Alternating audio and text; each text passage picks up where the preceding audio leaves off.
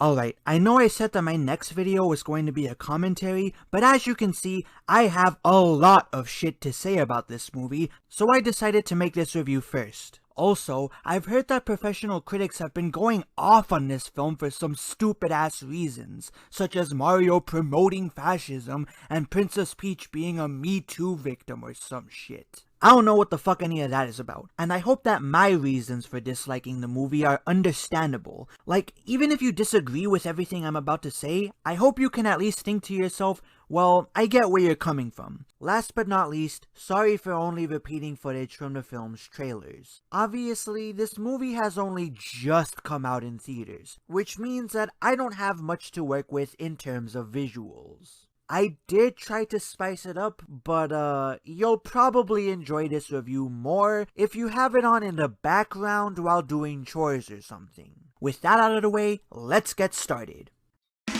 Yes, no, maybe. I don't know. Can you repeat the question? You're not the boss of me now. You're not the boss of me now. You're not the boss of me now, and you're not so big. You're not the boss of me now. You're not the boss of me now. You're not the boss of me now, and you're not so big. Life is unfair. Mamma mia, what a disappointment. I'll admit, I didn't go into this movie with the highest of expectations. When its voice cast was first revealed, and I saw Princess Peach being a girl boss in its trailer, I thought for sure I was gonna hate it. The film being produced by Illumination, an animation company that I absolutely despise, didn't inspire much confidence within me either. However, as a fan of the Super Mario Bros. Franchise, I wanted to give the film a chance. So as I took a snug seat in a movie theater and watched the lights dim, I was ready to be proven wrong. Unfortunately, the exact opposite happened. The Super Mario Bros. Movie isn't the worst video game film adaptation I've ever seen, but it was far from the rip-snorting good time I was hoping it would be. Before I get into my many issues with it, however, let me first lay out its positives. First off, the animation was absolutely gorgeous. I loved the design of not just the Mushroom Kingdom, but of the characters as well. Everyone and everything looked exactly like it was supposed to.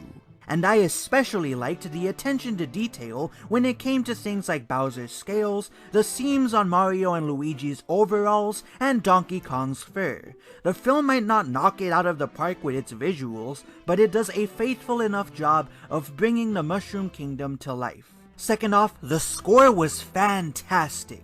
Hearing these dramatic, orchestral reimaginings of famous Mario tunes play at just the right moments was a euphoric experience. And yes, fellow Mario fans, the soundtrack does include songs from a wide range of the series' titles. From the original NES platformer, to Super Mario 64, to Super Mario 3D World, to Super Mario Galaxy. The music was easily the highlight of the film for me.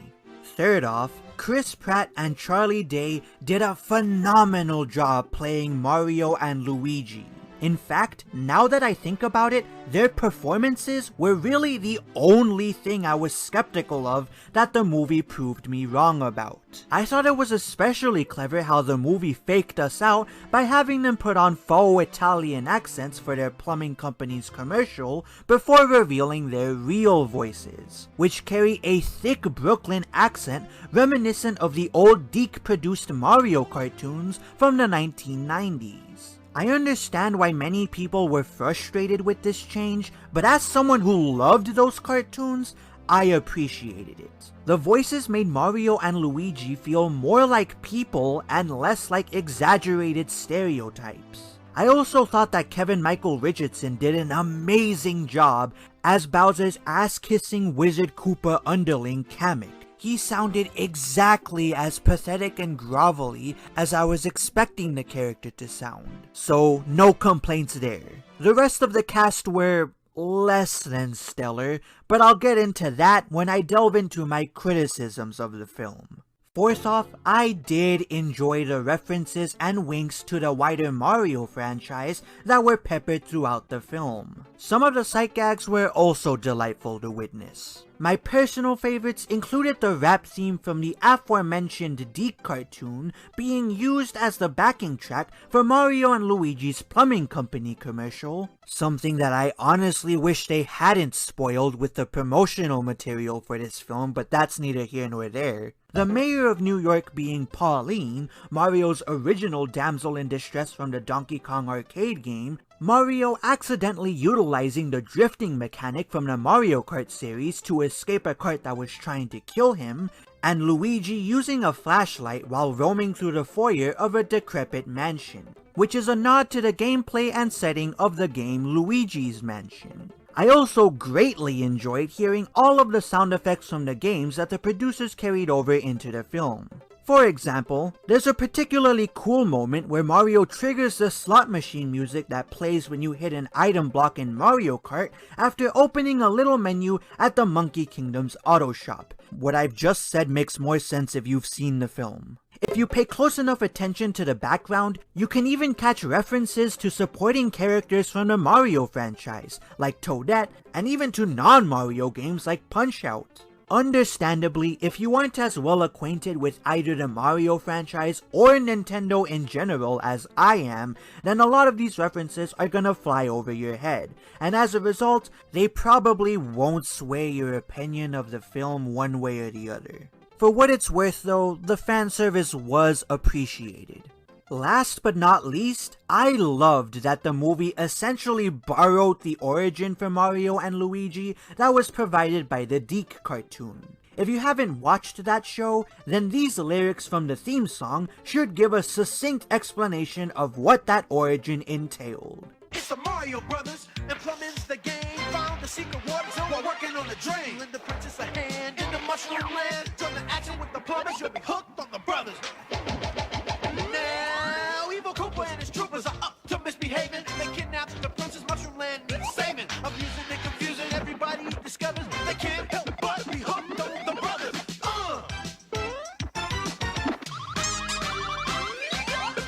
Having these guys be regular human beings who just got sucked into a fantastical world of talking turtles, mushroom people, and fire-breathing lizards by complete accident makes them much more relatable and grounded in terms of characterization, and provides writers with a wider range of narrative possibilities. Or rather, postabilities, wink wink. In layman's terms, you can do a lot more shit with them story-wise, and I'm glad that the producers of the movie agree with me on that. Unfortunately, those are about all of the good things about the film that I could think of. From here on out, you're getting nothing but criticisms. Now, I'm gonna have to spoil some of the major plot points from the movie in order to explain some of these critiques, so consider this your official spoiler warning. If you haven't seen the film yet, pause the video and come back to it after you've done so. I'll even play a little jingle while I wait for you. Roll it, editor.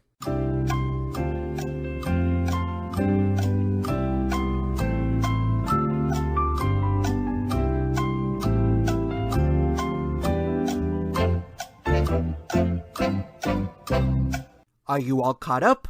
Good. Then let's continue. First off, I hate how dirty they did Luigi in this movie. The name of the entire fucking franchise is Super Mario Brothers. And yet Luigi was essentially relegated to the status of a side character. How much screen time did he end up having in this movie? 10, maybe 15 minutes? That is a load of shit. And it's made even worse by the fact that all of the screen time he could have gotten went to Toad, a supporting character who didn't even do much of anything during the film. It doesn't help that a lot of the lines he spoke could have easily been given to Luigi anyways. The way he was written out of the movie was pretty contrived as well. He gets separated from Mario Thor Ragnarok style after the both of them go down their first warp pipe. He then wanders around Bowser's kingdom for a little bit before stumbling into the spooky, decrepit mansion that I mentioned earlier and being taken prisoner by Shy Guys. The Shy Guys then take him to Bowser's castle, where Bowser interrogates him for all of one scene before locking him up in a suspended cage alongside the rest of the characters he's captured. That's where Luigi resides for the rest of the movie, only getting the spotlight during brief cutaways where the focus of the scenes are on other characters that I don't give a shit about. That is until the end of the movie, when he gets freed by Mario and Donkey Kong and he helps the former beat the crap out of Bowser. Luigi's absence isn't just insulting, it also hurts the plot. How is Luigi capable of doing half of the moves that Mario pulls off during the final battle of the movie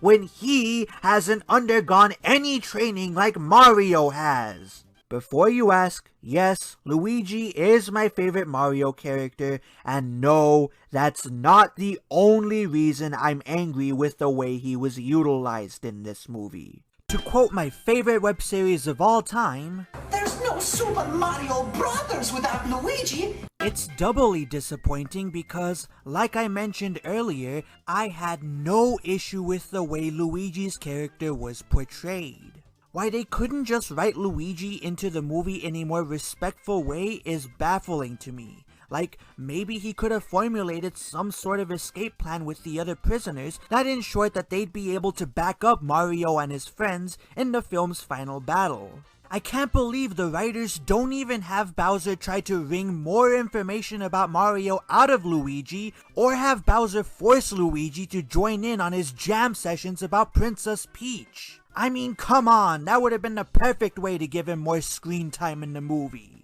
Second off, I hate that they made Princess Peach into your typical girl boss character. To be fair, she wasn't as bad as I was expecting her to be, but she was still pretty bad. She upstages Mario constantly throughout the movie, with the most egregious instances being her revealing to Mario that she nailed the obstacle course she sent him on in one go, her trying to stand up to Bowser when he finally arrives at the Mushroom Kingdom instead of trying to hide and flee like a sane person would, only to predictably get kidnapped. Seriously, what did she expect would happen? Peach had no leverage over Bowser at that point in the film. Even if she did this as a symbolic gesture, she had already sent the entirety of her subjects packing. So in actuality, she only did this to sate her own ego. And in my experience, people who do this sort of stuff are not usually the kind of people that you look up to. But the film never calls her out for her utter hubris and stupidity. And her using a concealed ice flower to free herself from Bowser's grasp during the wedding scene because, of course, we can't have a masculine man save a feminine woman in movies anymore. No, the damsel in distress has to be a badass who rescues herself and is infinitely more competent than the main character. What is with this shit? Why does Hollywood hate femininity so much? Would it really be so wrong to have Princess Peach be saved from Bowser by Mario? I could maybe forgive this creative decision if the writers gave Peach an iota of unique characterization, but that's just it. They don't. Her character is just generic girl boss. Oh, the writers do try to wring some sweetness out of her, but I never bought it. The 2 or 3 quote insightful conversations that she carries with Mario during the film are bland, forced, and altogether cringe. They have zero chemistry. And that leads me to bring up a certain video from the YouTube parody animation channel Mashed. This video, titled Cult of the Lamb, Doom and Shroom, tells the story of a cult of anthropomorphic animals who go nuts and destroy the little town they live in after their leader accidentally feeds them hallucinogenic mushrooms. The subplot involves the leader marrying one of the girls in his cult, after his last partner dies in an off-screen accident. Their relationship is built on a literal joke, and yet the interactions between them are much more endearing than any of the scenes that Peach shares with Mario throughout the Super Mario Bros. Movie. Let me play some of them for you. All right, you. We're married now. Oh my! Thank you! Here's your marital robe. It's in my size! And could you please take care of preparing these mushrooms for today's soup? Soup! I fucking love soup! Anything for you. Oh, hey, sweetie. How's things? Good. I just finished building the new outhouse. Oh, perfect. Thank you. By the way, the water bill came today. We might have to dip into the savings again. Great. Fantastic. Hey, it'll be okay. I love you. I love you too. It's been a long day. Everyone, please, calm down. Let's find peace together and...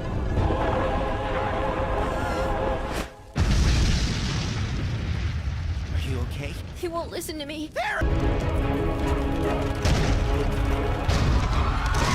Stay behind me. All right, stop! I said stop!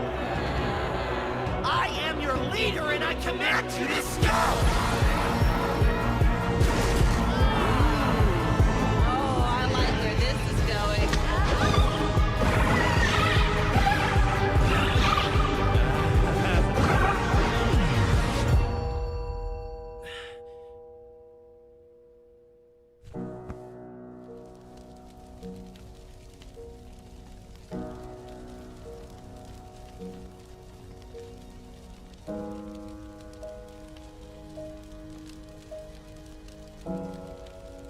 Are you okay?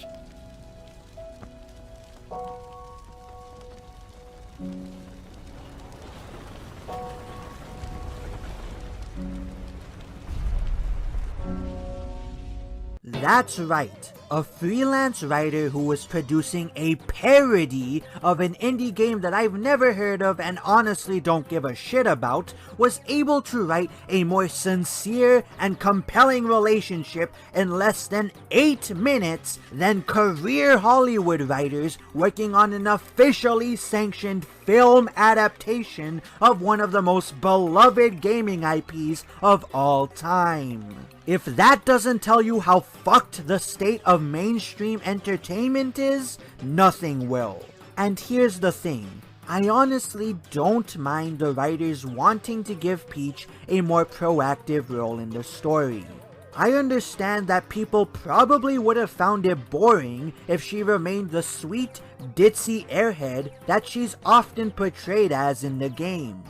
In fact, as the leader of a fantasy kingdom who constantly has to face all sorts of incredibly dangerous threats on a daily basis, it does make a bit of sense for her to have some level of self-defense training. However, I just think that the writers leaned too hard in the other direction, and as a result, they completely betrayed the spirit of Peach's character. She is not meant to be a rugged badass who can easily escape the clutches of a villain with brute force. But Alex, what about Super Mario Bros. 2? Peach was shown kicking ass in that video game. The events of that game were revealed to have been a dream that Mario had, meaning they never happened. But Alex, what about Super Princess Peach? She was not only the main character in that game, but she rescued Mario and Luigi from Bowser all on her own. One that was a spin-off game that I doubt most of the casual viewers of this mainstream Hollywood film have ever heard of. Whereas said mainstream Hollywood film is supposed to be an adaptation of the mainline Mario games. Second, Peach's abilities in that game, from a cursory glance, are wildly different from Mario's. Not only is she unable to defeat enemies by physically stomping on them, but her emotions are her primary weapon in the game. Which makes sense, given that she is, again, a feminine woman. Also, I'm not sure you want to cite this game as a defense for Peach's characterization in Illumination's movie, since the way she defeats enemies in the Mario movie doesn't seem to resemble how she defeats enemies in Super Princess Peach in the slightest. But Alex, what about Super Smash Bros? I'm sorry, is this or is this not a Super Mario Bros. Movie? I don't care that Peach can whoop ass in a fighting game that isn't even canonical to the main Mario series. It's a fighting game. I'd be surprised if she couldn't whoop ass in it. But Alex, what about the Mario Kart and Mario Sports games? Peach can keep up with the other characters there.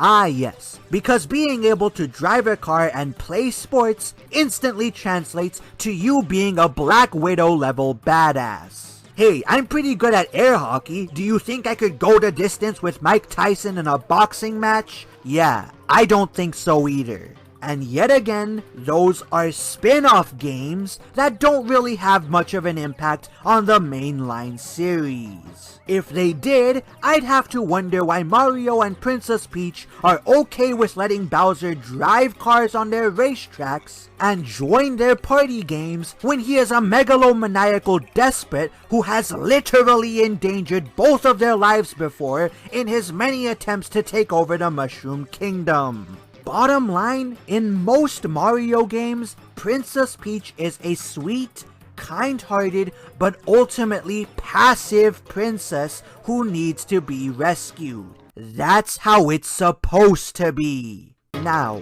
if this was Princess Daisy, and this movie took place in Sarasaland, then I wouldn't have any problem with the way the character was portrayed. Because Daisy has already been established as a tomboy who's not only capable of defending herself in the same rough, rugged way that Mario and Luigi do, but is willing to do so.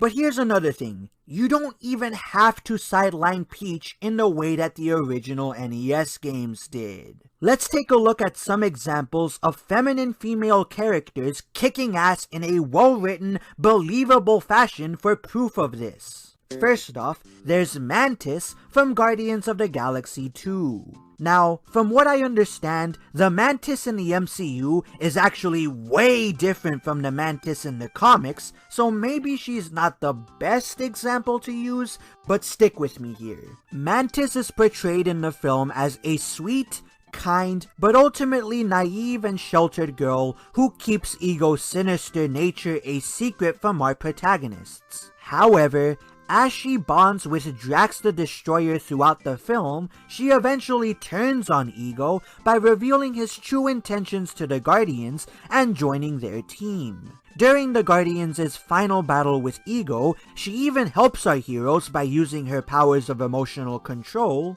powers that were explained and shown off earlier in the film, to temporarily put Ego to sleep.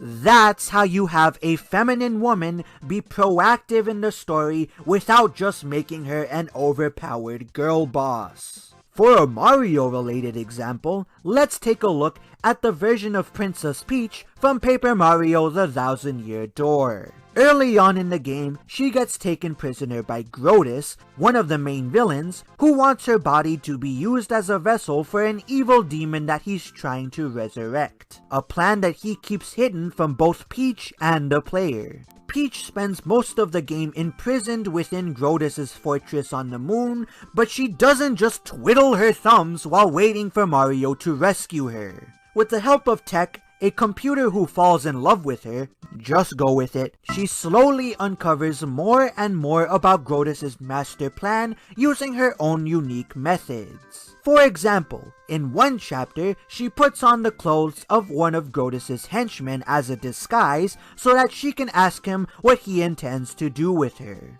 From this conversation, she learns that he and his organization are trying to take over the world. Of course! In another chapter, Tech then helps Peach brew an invisibility potion that she uses to sneak into Grotus' office in order to steal a CD that, unbeknownst to her, contains information about Grotus' true plans. While all of this is going on, Tech allows Peach to send Mario emails which contain the information about Grotes's plans that she learns in her time as a prisoner. While I understand that not everyone is a fan of the Peach segments in the Thousand Year Door, that doesn't change the fact that the way she was written in those segments allowed her to assume a proactive role in the story while remaining faithful to her original characterization. Not only that, but the Thousand Year Door is a family-friendly game with pretty simple writing. I'm not asking for the Shawshank Redemption here. I just wanted Peach to be portrayed the way she's always been portrayed as in the Mario games. For the love of God, she manages to escape Bowser's clutches twice without Mario's help. Why is Mario even in the movie if Peach is much better at doing pretty much everything that he does? And if she is supposed to be this amazing badass who kicks ass and takes names, then she must be a fucking incompetent ruler, because she makes tons of decisions that flat out make zero sense. Firstly, she instructs her people to turn tail and run the moment that Bowser's arrival becomes imminent. I mean, I understand that they'd probably get their asses handed to them if they stayed and fought, but the Mushroom Kingdom is still their home. Wouldn't Peach want them to defend it no matter the cost or odds? Come on, that's what the Penguin King did when Bowser showed up at his front door. Keep in mind, by this point in the film, Bowser has already taken over all of the other major kingdoms, so it's not like the Toads even had anywhere left to go. This would be like if Winston Churchill saw the Nazis bombing London and told his people, okay, everybody flee, I'll walk up to Hitler alone and try to beat him in a fist fight. It makes no sense. For that matter, the Mushroom Kingdom doesn't even seem to have a standing army, which is another great sign of a ruler who knows what they're doing. Also, do the writers ever explain why Peach even allows Mario to tag along with her? She's in the middle of intense geopolitical negotiations that the fate of her kingdom rests on, and yet she lets herself essentially babysit some dumbass human from the real world for no real reason. Why doesn't she tell Mario, listen nigga, I don't give a shit about you and your problems. I'm trying to prevent the genocide of my people here. Go bother somebody else. If you're going to make Peach a girl boss, I at least expect her to have some common fucking sense. Not helping matters was that Peach was horribly cast. Anya Taylor-Joy turned in one of the least charismatic performances I've heard in an animated motion picture. Half the time, she doesn't even convey the emotions that her character is meant to be feeling. I think there were only a handful of times throughout the movie where she actually sounded anything like Princess Peach. So you can imagine how much that affected my enjoyment of the movie when she accompanies Mario for most of his adventure. Speaking of the voice acting, third off, I did not care for the voice acting in this film. Aside from Chris Pratt, Charlie Day, and Kevin Michael Richardson, nobody sounded like their characters. That's not to say that the other voice actors turned in bad performances though. Some of them did, such as the aforementioned Anya Taylor-Joy and Seth Rogen, who I'll be getting to in just a moment. Others, however, turned in solid performances. I just didn't buy them as the characters they were portraying. Let's start with Jack Black, who voices Bowser. I know that the entirety of the internet is going to vehemently disagree with me on this, but I don't think that Jack Black's voice fits the King of the Koopas at all. Every time he hollers and shouts in this movie, all I hear is Jack Black, not Bowser. This works for films like Kung Fu Panda, where the voice actor is portraying a brand new character and can thus take the liberty of sounding like himself, but it hinders my immersion in a film where he's portraying an established character. Again, that's not to say that his acting was bad, it's just that he didn't sound like Bowser. To be fair, Nintendo doesn't exactly have the best track record when it comes to giving Bowser an identifiable voice. Just look at gamers' reactions to Bowser's voice acting in Super Mario Sunshine for evidence of that. But still, his voice just didn't fit. The same goes for Keegan-Michael Key as Toad. He just didn't have the high-pitched, gravelly voice that I'm accustomed to hearing from the character. He just sounded like your generic comedic relief sidekick. The absolute worst offender in regards to voice actors not sounding like their characters, however, has to go to Seth Rogen, who voices Donkey Kong. Can animation companies stop hiring this man? He has got to be one of the laziest voice actors in the business. All of his characters sound the same. All of them. His voice acting is so shoddy that even the writers of that god-awful Chip and Dale movie made a joke about it. What are you looking at? Honestly, your weird dead eyes. They are weird. Super weird. So funny. Why didn't Nintendo fire this guy? Every time Donkey Kong speaks, all I hear is Seth Rogen's grating ass voice. And unlike Jack Black and Keegan-Michael Key, who at least give decent performances, Rogen's acting is F tier. It's like all he knows how to do is be smarmy and obnoxiously loud. If everything else about this movie was good, I would still have to dock it 1 or 2 points for his performance alone. It's bad enough this dude ruined April O'Neil. Did he have to ruin gaming's most beloved ape too? As for the depictions of each of these characters, they were fine. Not great, not awful, just fine. I thought it was a little weird how much they played up Bowser's infatuation with Princess Peach. I get that Bowser does have a history of simping for Peach, but that facet of his character is typically reserved for the spin-off games. As far as the mainline Mario games go, I think Super Mario Sunshine and Super Mario Odyssey are the only ones whose plots explicitly acknowledge Bowser having any feelings for her. And keep in mind, this film is supposed to be an adaptation of the mainline Mario games. Like, if this was a Paper Mario movie, I would totally buy it. If I'm wrong about any of this though, feel free to correct me in the comments. I haven't played every single mainline Mario game, so there's a good chance I may or may not be missing out on some of Bowser's characterization. Point is, I thought his simping was played up to a weird degree, and while I wouldn't necessarily say I disliked it, I don't think it added as much depth to Bowser's character as a lot of people seem to think it did. Doing evil things just to impress a girl is one of the most basic fucking motivations a villain can have. Hell, that was Thanos' original motivation to get the Infinity Stones in the original Infinity Gauntlet comic. He wanted to court the Marvel Universe's version of death. When that comic story was adapted as the Avengers Infinity War movie, guess what they changed about Thanos' character? Yep, so you can see why I don't view this characterization of Bowser as being a stroke of artistic genius. Hell, the movie doesn't even explain who Bowser is, why and when he started simping for Peach, and why exactly he needs the invincibility star in the first place. And before anybody points it out, yes, I know that the name of this power-up isn't the invincibility star, but that's what me and my brother have been calling it for years, so I'm not going to change how I refer to it now.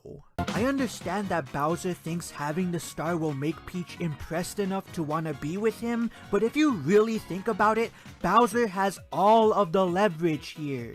He was able to take over each of the other kingdoms with relative ease, even before he got the star. And with how the Mushroom Kingdom doesn't seem to have any sort of standing army, do you really think that they would have been able to put up much of a fight against him if he did decide to invade them? The only reason he lost to Mario at the end of the movie was because Mario just happened to get the right power-up at just the right time. Why does Bowser need to convince Peach to be with him if he can just invade the Mushroom Kingdom and force her to be with him whenever he wants? This plot makes no sense! On that note, fourth off, this movie had so many plot holes. In all fairness, I have only just come out of seeing it in theaters, so I might be lost on some of the details regarding the story. As such, I'm only going to be covering the most egregious plot holes in this review. I'm also not going to go through these plot holes in order, nor will I be giving you a synopsis of the film's main story. Why? Because I'm a lazy bastard, and I suspect that the people who've gotten this far into the video have probably already seen the movie for themselves, so I shouldn't need to remind you guys what the story of it was. If you really must know what the story is about though, I'll throw up an image of its synopsis on the screen for a moment so that you can pause the video and read it for yourself.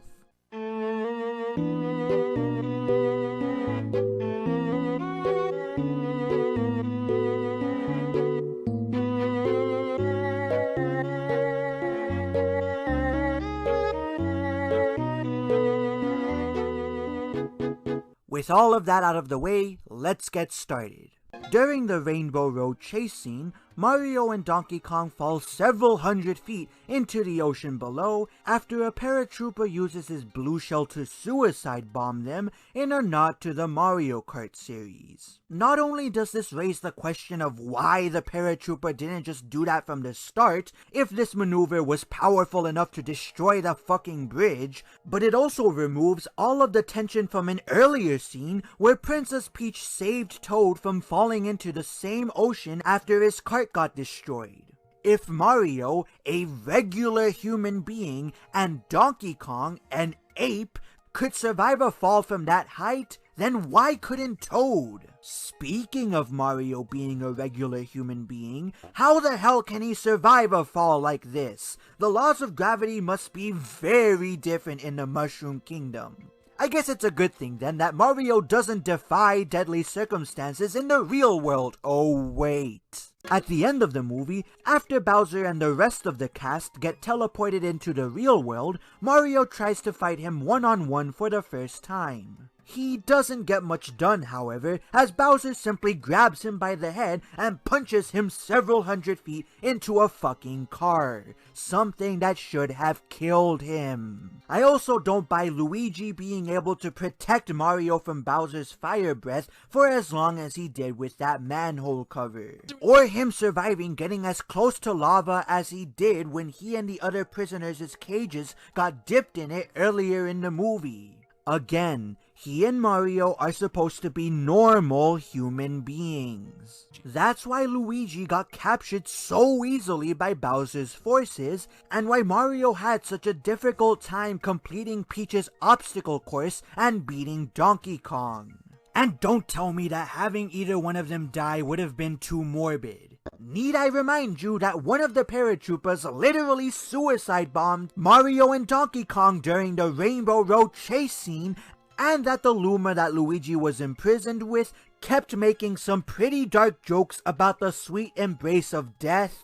Also, them dying would have given the writers an excellent opportunity to showcase the one-up mushroom. Come on, they threw the mini mushroom into the movie. Are you really telling me that they couldn't find a way to utilize arguably the most famous power-up in the entire Mario franchise? Maybe they could have had Donkey Kong frantically searching for something to revive Mario with after the two of them got eaten by that giant sea monster, and eventually finding a one-up mushroom that's buried in its digestive tract that he gives to Mario. That would have made for a neat, dramatic moment, and could have added a bit of likability to Donkey Kong as a character. On a lighter note, how the hell did Mario learn how to use the catsuit so well enough that he won his fight against Donkey Kong with it when he's never so much as heard about it before? He himself expressed shock at being given a catsuit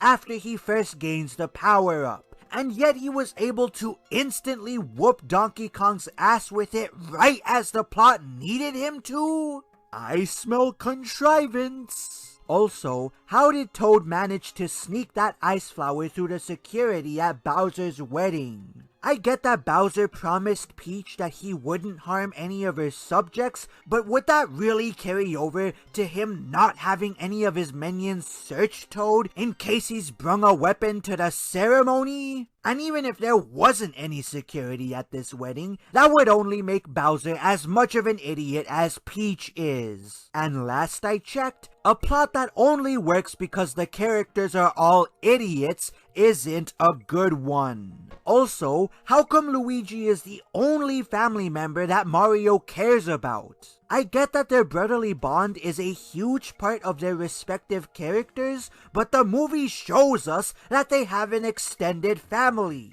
none of whom gets so much as a passing mention from Mario as he's traversing the Mushroom Kingdom. And yeah, some of their family members were assholes to them, but you'd still think that Mario and Luigi would be worried sick about the possibility that they might never see them again. What is the point of introducing these characters in a movie if they're not gonna have any impact on the story? Hell, that Wrecking Crew guy with the beard left more of an impact on the story than them. And he was just your run-of-the-mill bully character. For crying out loud, even the Sonic movie fleshed out the human characters that Sonic befriended. And that's the same movie that first designed Sonic like this. And don't try to excuse this weak-ass writing by telling me that the sequel will follow up on these plot threads. The whole point of a film is to tell an engaging, fully fleshed out story. I shouldn't be leaving the theater thinking, oh, I hope that the characters actually do something in the sequel. What I should be thinking is, wow, I can't wait to see what other cool shit the characters get up to in the sequel. Last but not least, that imprisoned Blue Luma who constantly makes nihilistic remarks to Luigi and the other prisoners throughout the movie floats out of his cage at one point. And none of the other characters notice this. The writers don't even make a joke about it.